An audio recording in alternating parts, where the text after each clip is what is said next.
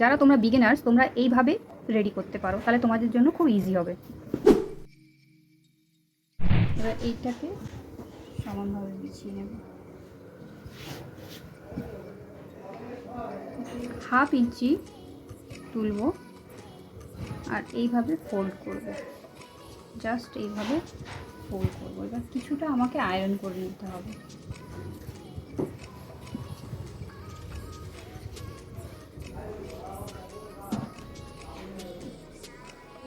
এদিকেও আমরা 1/2 ইঞ্চি তুলব।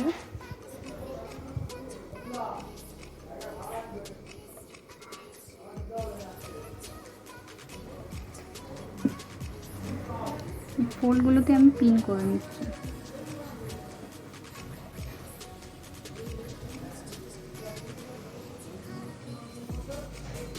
আবার 1/2 ইঞ্চি এদিকে, এটা বক্স প্লিট হচ্ছে, এটা বক্স প্লিটে দেখতে সব থেকে বেশি সুন্দর লাগে।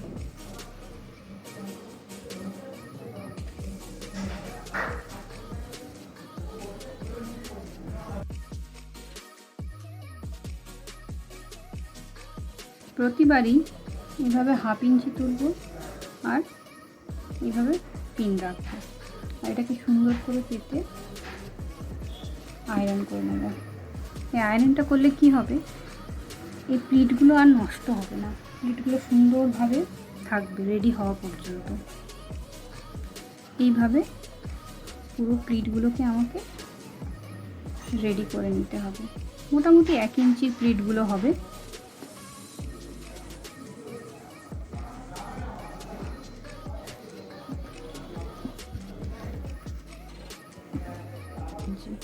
এবার এই যে কাপড়টা আছে এটা পুরো আমাকে প্লিট ফেলে এর মধ্যে কমপ্লিট করতে হবে।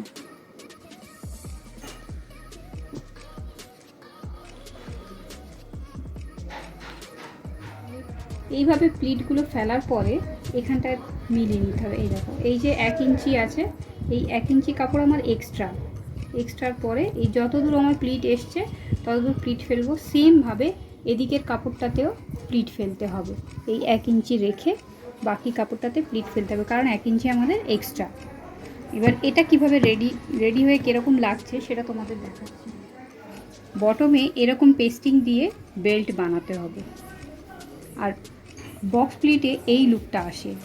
চুড়িদার পিসে যে পাড়গুলো দেয়া থাকে সেই পাড় থেকে তোমরা এটা বানাবে বেল্টটা, তবে দেখতে বেশি ভালো লাগে। এর বেল্টটা আলাদা হলে তবে লুকটা সুন্দর আসে। বন্ধুরা, আশা করছি ভিডিওটি তোমাদের জন্য অনেক হেল্পফুল হবে। ভিডিওটি কেমন লাগলো অবশ্যই আমাকে কমেন্টে জানাবে।